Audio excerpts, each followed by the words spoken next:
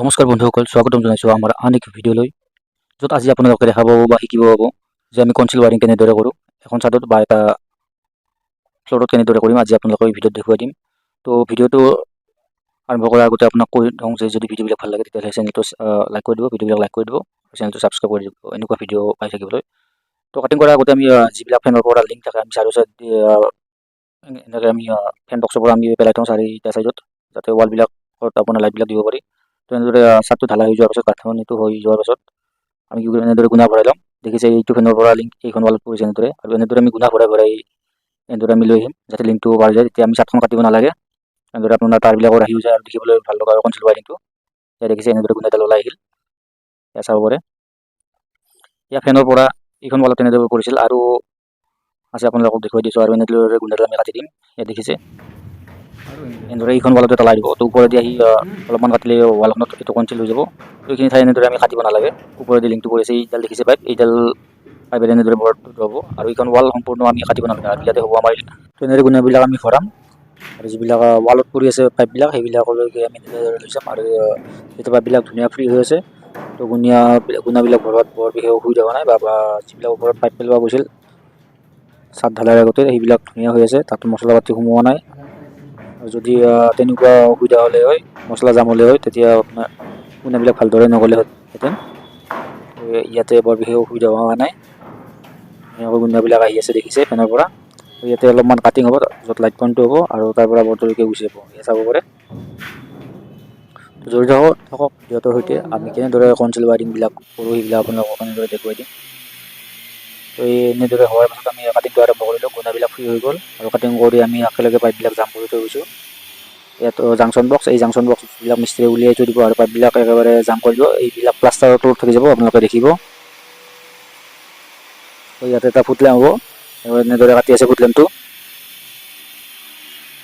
4 modular ফুটলেম, 2 মডুলাৰো আহে, 3 modular আহে। আমি ইয়াত 4 লগাম, আৰু ইয়াতে এটা প্লট কাটা যাব, যিটো তলত এখন বৰ্ড হ'ব। আৰু এই পাৰ্টটো টোটেলি ফল চিলিং হ'ব। ফল চিলিং হোৱাৰ বাবে আমি বৰ কাটিং কৰিব নালাগে, বা ফেনৰ লিংকো চাব নালাগে। যিহেতু ফল চিলিঙতে আপোনাৰ ফেনটো হ'ব, লাইটবিলাক ওপৰতে হ'ব।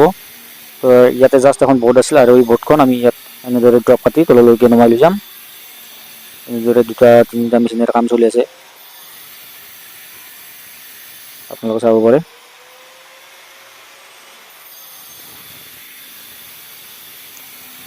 এনেকুৱা কাম খুবেই ৰিক্সি হয়। ইয়াতো এনেদৰে এখন বৰ্ড হ'ব, আৰু এই বৰ্ডৰ ড্ৰপটো আমি এনেদৰে কাটি দিম। আৰু প্লাষ্টাৰ মাৰাৰ পাছত গমেই নাপাব ক'ত কেনেকুৱা পাইপ। যিবিলাক ইলেক্ট্ৰিচিয়ানে কাম কৰি থাকে তেওঁলোকে গম পায় যে ক'ৰ পাইপ ক'ত থাকে, ক'ত জাংচন বক্স থাকে, ক'ত লাইট পইণ্ট থাকে, ফেন পইণ্ট থাকে, তেওঁলোকে ভালদৰে গম পায়। এনেদৰে চাব পাৰে। এইখন এখন টিভি বৰ্ড এনেদৰে কাটি থৈছোঁ। আপোনালোকে ভাবিব পাৰে যে বৰ্ডখন কিয় নাই। এই বৰ্ডখন হ'ব যিহেতু ইয়াতে আপোনাৰ টিভিৰ এটা ইউনিট হ'ব, ফাৰ্নিচাৰ হ'ব। তাত ফাৰ্নিচাৰৰ ওপৰত আমাৰ টিভি বৰ্ডখন হ'ব। আগন্তুক সময়ত আমি দেখুৱাই দিম কেনেদৰে ফাৰ্নিচাৰ বৰ্ডবিলাক বহাম। তাত টিভিৰ এটা ইউনিট হ'ব। এইটো এটা বাথৰুমতো বৰ্ড বহোৱা গৈছে। এটা গিজাৰ পইণ্ট থাকিব, এটা লাইট পইণ্ট থাকিব, আৰু এইটো এটা বেলেগ ৰুম। এই ৰুমটোতো আমি টোটেলি আমাৰ কানেকশ্যনবিলাকৰ বাবে আমি পাইপবিলাক কাটি ফিটিং কৰি থৈছোঁ দেখিছে। এইখন এটা ফ্ৰিজৰ বৰ্ড। ওপৰত বেন ৰখাৰ অৰ্থ যে ফল চিলিঙৰ ওপৰেৰে গুচি যাব।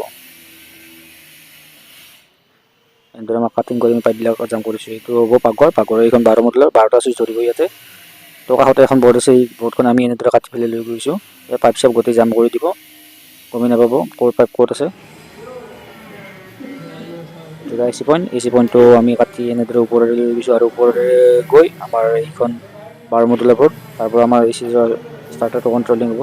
আৰু এইডাল মেইন লাইন গোটেই MCB বক্সৰ পৰা একেবাৰে যিটো চিৰেটৰ তলত আমি মেইন চুইচটো ৰাখোঁ বা মিটাৰটো ৰাখোঁ, তালৈকে গুচি যাব। এনেদৰে কাটিং কৰি আমি লৈ আহিছোঁ, আপোনালোকে চাব পাৰে। ইয়াত পৰা আমি দুডাল লৈ আহিছোঁ, এটা ওপৰত ছেকেণ্ড ফ্ল'ৰত যাব, আৰু এইডাল ফাৰ্ষ্ট ফ্ল'ৰৰ টোটেল দুডাল গৈছে। তো এইটো এটা বেলেগ ৰুম। এই বেলেগ ৰুমটোত আমি কেনেদৰে কাটিং কৰিছোঁ আপোনালোকে চাই লওক। কাটিং মেচিনৰ সহায়ত কাটি লৈ যিটো পাঞ্চিং মেচিন আছে, সেই পাঞ্চিং মেচিন আমি এইবিলাক গ্ৰুপবিলাক চেলাই থৈ গৈছোঁ, আৰু তাৰপাছত আমি পাইপবিলাক ফিটিং কৰিছোঁ। আগতে বৰ অলপ কষ্ট আছে যে আমি কাটিং মেচিনে কটাৰ পাছত আমি চেনা হাতুৰিৰে মাৰি এইবিলাক খুলি লৈছিলোঁ। তো বহুত হাতত খুন হৈছিল। তো আজিকালি মেচিন ওলাই গৈছে, তো মেচিনৰ সহায়ত আমি গ্ৰুপবিলাক কাটি কাটি উলিয়াই থৈ গৈছোঁ, চাব পাৰে আপোনালোকে। তো ফাৰ্ষ্ট টাইম আপোনালোকতো এনেকুৱা কাম নকৰিব, যিহেতু আপোনালোক প্ৰফেশ্যনেল নহয়। আৰু নতুন শিকাবিলাকেও এনেদৰে কৰি কামটো কৰাৰ পাছত আপোনালোকে গম পাব কেনেদৰে আমি কাটিংবিলাক কৰোঁ। তো আপোনালোকে এইটো ভিডিঅ' বনোৱাৰ উদ্দেশ্য যে এইটো আমি কেনেদৰে কনচিলটো কৰোঁ, বহুতে সুধিছে যে কনচিল ৱাৰিং কেনেকৈ কৰোঁ বা টাচাৰ বেয়া হ'লে আমি কেনেদৰে এক্সচেঞ্জ কৰিম। তো সম্পূৰ্ণ আইডিয়া এই ভিডিঅ'টোৰ পৰা পাই যাব আপোনালোকে। তো চাই থাকক ভিডিঅ'টো শেষলৈ।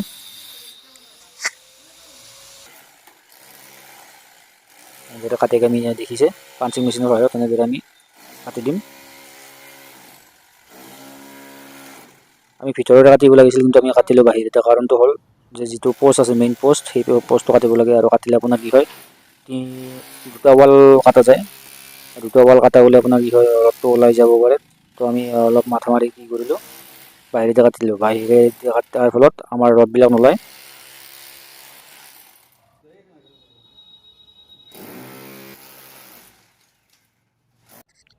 তো এতিয়া কাটিংটো হৈ যোৱাৰ পাছত আমি এনেকৈ পাইপবিলাক ফিটিং কৰি ল'ম। ডাঙৰ সৰু পাইপ এইবিলাক চিলেক্ট কৰি আমি পাইপবিলাক ফিটিং কৰিম, কিমান তাৰ কোনডাল পাইপ এৰি যাব। তো এনেদৰে ক্লিপ মাৰি আমি জাম কৰি থৈ যাম, আৰু মিস্ত্ৰী ভালদৰে ইয়াত প্লাষ্টাৰ কৰিব। তো ভিডিঅ'টো ইমানেই, চোৱাৰ বাবে বহুত ধন্যবাদ।